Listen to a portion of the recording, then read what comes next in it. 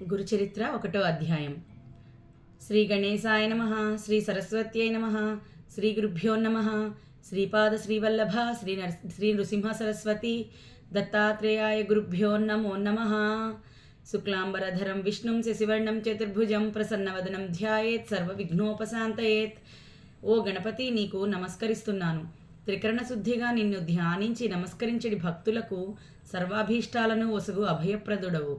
ఈ శ్రీ గురులీల అను ఈ గ్రంథమును వ్రాయుట గురుతరమైన బాధ్యతగా తీసుకొని పరబ్రహ్మ స్వరూపమైన శ్రీ దత్తాత్రేయుని అవతార విశేషాలను వ్రాయుటకు ఉపక్రమించినాను. నీ చలని చూపులు నాపై ప్రసరింపచేసి ఎట్టి విఘ్నములు రాకుండా నన్ను ఆశీర్వదింపుము. సరస్వతి నమస్తుభ్యం వరదే కామరూపిణి. విద్యారంభం కరిష్యామి సిద్ధిర్భవతు మే సదా.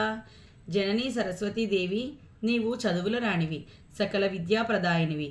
నీవు సమస్త జీవుల యందు బుద్ధిరూపముగా ఉన్న పరదేవతవు.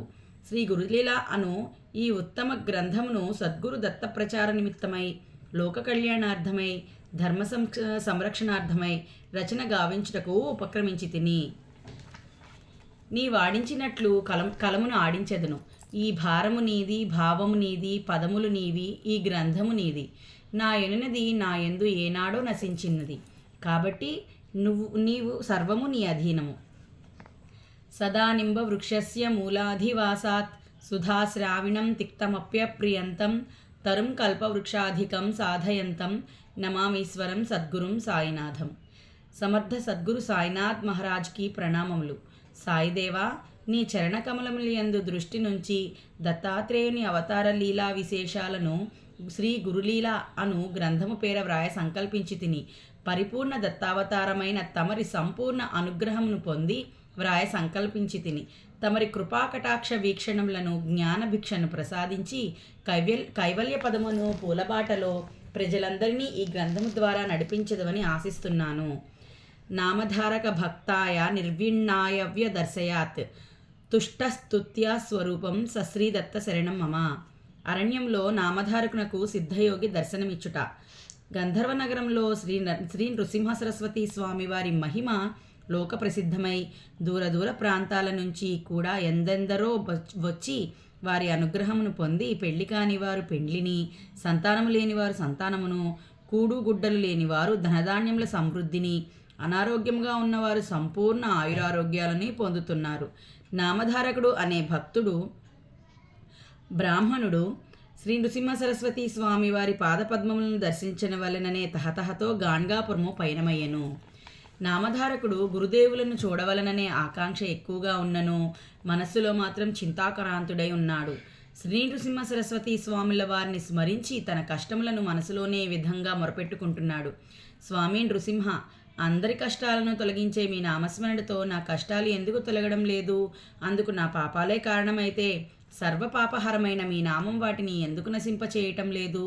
గురువే త్రిమూర్తి స్వరూపమని వేదాలు స్మృతులు చెబుతున్నాయి. తలిచిన వెంటనే గురువే ఫలితం ఇస్తాడని, ఈ కలియుగంలో శ్రీ నృసింహ సరస్వతి స్వామియే అంతటి గురువని కీర్తి వచ్చింది కదా. మరి నా పట్ల అది ఎందుకు నిరూపణ కావట్లేదు? మీపై నాకు భక్తి కుదరటం లేదెందుకు? నన్ను అనుగ్రహించే సమయం ఇంకా రాలేదు అనడం సర్వసమర్థులైన మీకు తగదు. ఇంతకు ముందు నీవే దిక్కని మిమ్మల్ని సేవించని మాట నిజమే. సేవిస్తేనే ప్రసాదించేది దానమెలా అవుతుంది? రాజునేటువంటి వాడు కూడా తన దేశంలో పుట్టిన వారిని రక్షిస్తాడు. మా పూర్వీకులందరూ మిమ్మల్ని నిష్కామంగా సేవించినందుకైనా మీరు నన్ను రక్షించాలి. మీరు నాపై అలిగినట్లుగా తోస్తోంది. అది మీ సాటి వారి పట్ల తగునేమో గాని అల్పుడనైన నా యందు తగదు. ఇందుకు నేను చేసిన తప్పులే కారణమేమో. అజ్ఞానినైన నేను తప్పులు చేయడం సహజం. మీ యొక్క కృపాదృష్టిని ఎలాగైనా నా యందు ప్రసరింపచేసి నన్ను రక్షించాలి. నాకు మీరు తప్ప వేరే దిక్కు లేదు. దయామయుడవు కరుణామయుడవు అయినా మీ కారుణ్యం ఏమైంది ప్రభు? ఈ విధంగా శ్రీ నృసింహ సరస్వతి స్వామి వారిని కళ్ళనీళ్ల పర్యంతరము వేడుకున్నాడు. శోష వచ్చి కొద్ది దూరంలో ఒక చెట్టు కింద విశ్రమించాడు. ఆ వెంటనే అతనికి ఒక స్వప్నం వచ్చింది. ఆ స్వప్నంలో ఒక యోగి పుంగవుడు జడలు, పులితోలు, నారబట్టలు ధరించి దర్శనమిచ్చాడు. ఆ యోగి పుంగవుడు తన నెత్తిపై చేయి పెట్టి ఆశీర్వదించిన అనుభవం కూడా కలిగింది. నిద్ర నుంచి లేచేసరికి కూడా ఆ స్వప్నము, ఆ యోగి, ఆ అనుభవము అలాగే గుర్తుకు వస్తున్నాయి.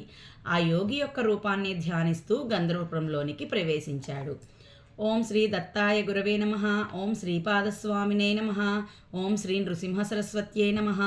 శ్రీపాద శ్రీవల్లభ శ్రీ నృసింహ సరస్వతి దత్తాత్రేయ గురుభ్యో నమో నమః.